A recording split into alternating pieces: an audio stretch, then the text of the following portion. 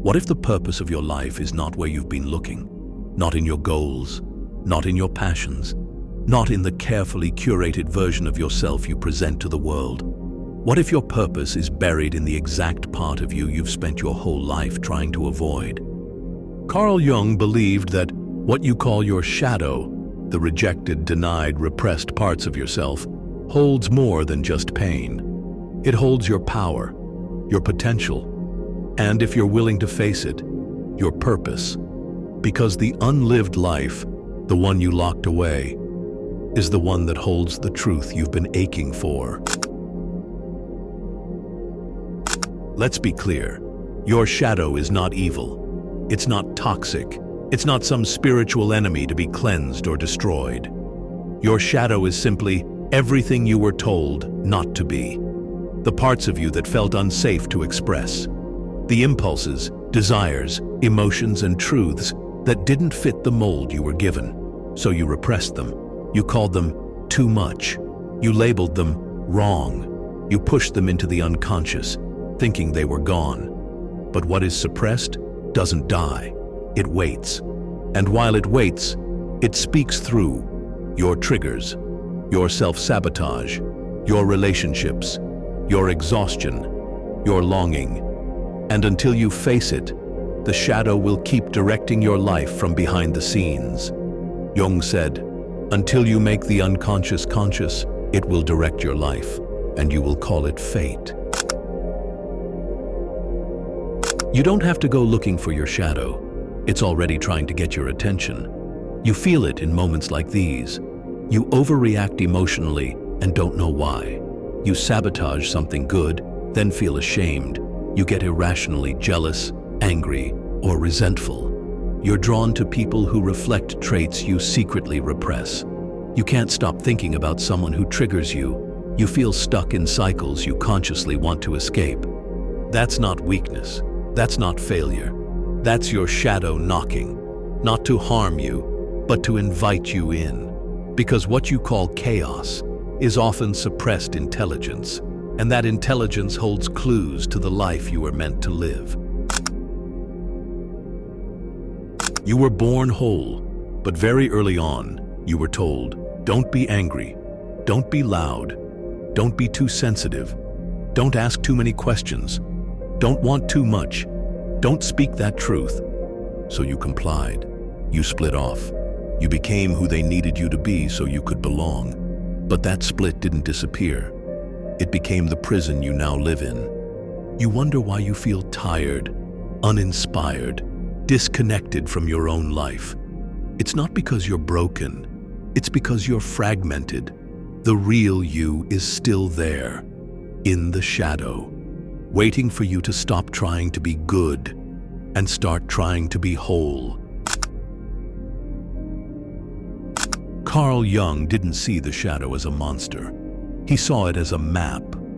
The shadow is the doorway between the life you've been given and the life you were meant to create.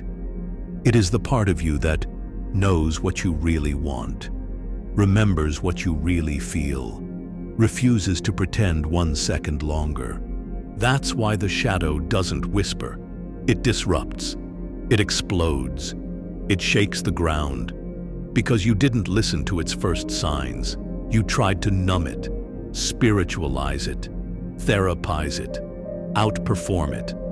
But the shadow won't go away until it's welcomed home. Every part of you you've hidden took something vital with it. Your anger carried your boundaries. Your sadness carried your depth. Your fear carried your truth. Your envy carried your longing. Your shame carried your power. You think you're avoiding negativity, but what you're really doing is avoiding aliveness. Jung believed that the shadow doesn't just hold pain. It holds potential. The capacity for freedom, for boldness, for fire, for vision. But it's been locked behind the mask of being nice, being acceptable, being healed. And now you feel it. The ache, the restlessness, the silent rebellion growing inside you. That's not dysfunction. That's your life force trying to get out. What if the thing you fear the most is the gateway to the life you long for? Not the danger kind of fear, but the existential kind. The fear of being truly seen. The fear of speaking the truth. The fear of changing direction, ending relationships, walking away from success that doesn't feel like yours. That fear, that's not a stop sign. It's a signal, because your ego's job is to protect you, even from the very thing that will set you free. The stronger the resistance, the more important the path.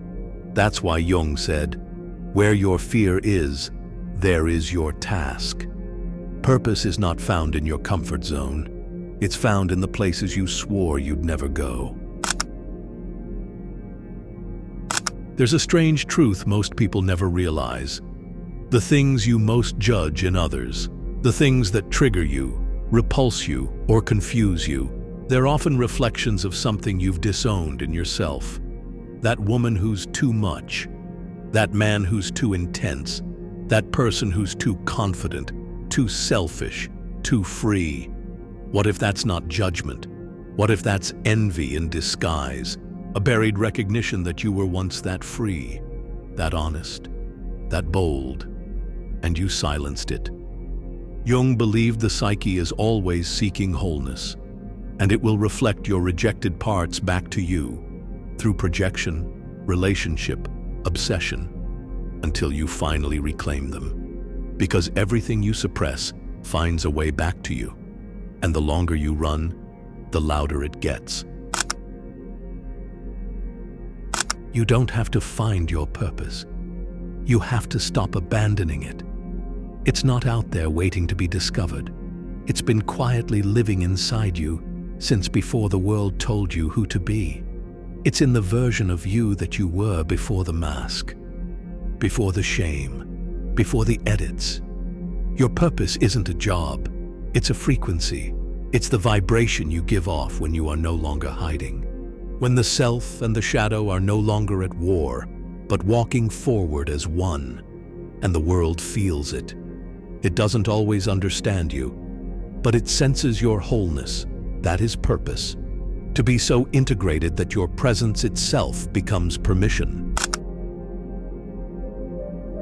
You can't integrate what you're still trying to fix. You can't embody what you still secretly judge. You can't reclaim a part of yourself while calling it unworthy. Integration begins when rejection ends. This isn't about excusing every part of your behavior. It's about seeing with compassion the patterns that once kept you safe. Because most of what lives in your shadow was created for a reason. The silence, it protected you. The rage, it defended you. The numbness, it kept you functioning. The control, it gave you certainty in chaos. Jung understood. You don't kill the shadow to find peace. You listen to it. You bow to it. You let it speak. And in doing so, you reclaim the lost pieces of your power. Let's be honest. Shadow work isn't trendy. It isn't aesthetic. It isn't always safe or clean or pretty. Sometimes it's grief. Sometimes it's rage. Sometimes it's the shocking realization that you've been performing your entire life. Sometimes you'll feel like you're falling apart, but in reality, you're falling inward. Because as Jung said, people will do anything, no matter how absurd, to avoid facing their own soul. But you're not here to avoid. You're here to awaken. And the soul awakens not through control, but through surrender, to truth, to memory, to the parts of you that never stopped hoping you'd return. You don't need a perfect plan. You need a doorway. And the first doorway is always awareness. Pay attention to what triggers you, what drains you, what you constantly avoid, what you judge harshly in others, what parts of yourself you apologize for, what emotions you've labeled as wrong. These aren't distractions. They're signposts, pointing to the exact places your purpose has been buried. You can journal, you can meditate, you can go to therapy, but the most radical thing you can do is sit with what arises without trying to fix it. Because presence is the first act of integration. And without presence, no transformation can begin. Most people think purpose is about career, calling, or contribution. But before you can serve the world, you have to stop betraying yourself. You can't be in alignment while parts of you are still locked away in shame. Shadow work isn't a phase, it's the foundation. Because only when you've looked into your own darkness can you hold light that's real. Not performative, not polished, but true. And that's what this work is about. Not becoming someone new, but becoming someone whole. And in that wholeness, your direction will reveal itself without force, because it's not something you create, it's something you uncover. Most people walk through life believing something inside them is broken, that their anxiety means they're weak, that their sadness means they've failed, that their confusion means they're lost. But Jung showed us something different. You are not broken. You are split. Split between the self you've shown and the self you've suppressed. Split between the person who wants to be free and the one still addicted to being accepted. Split between the roles you perform and the raw presence that lives behind the role. And integration doesn't heal this split with perfection, but with honesty. When you stop lying to yourself about who you are, what you want, and what you feel, the pieces begin to come back together. That's what purpose is, not a destination, but a return. You begin to remember. You remember what it's like to speak without censoring, to rest without guilt, to express rage without shame, to feel desire without apology. You remember that your boundaries are holy, that your voice matters, that your depth is not a burden, that your intuition was never broken, it was buried.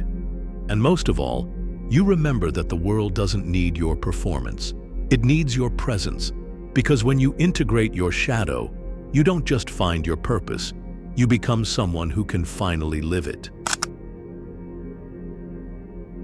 The world taught you to look outside for meaning, in a title, in a mission, in a relationship, in a dream that looked good on paper but hollow in your heart. But your life's direction has never been outside you. It's been waiting in the silence behind the noise, in the ache behind the achievement, in the wound behind the mask. You are not here to be polished. You are here to be whole. And that wholeness doesn't come from escaping your shadow. It comes from finally saying, I see you. I accept you. I am you. If this message stirred something in you, if you felt your shadow knocking, if a part of you knows it's time to stop performing and start remembering, leave a comment. What part of yourself are you ready to reclaim? What truth are you done hiding? And if you're walking the path of depth, awareness, and integration, subscribe. This is not about being perfect. It's about being real. Until next time, keep shining, not to be seen, but to see.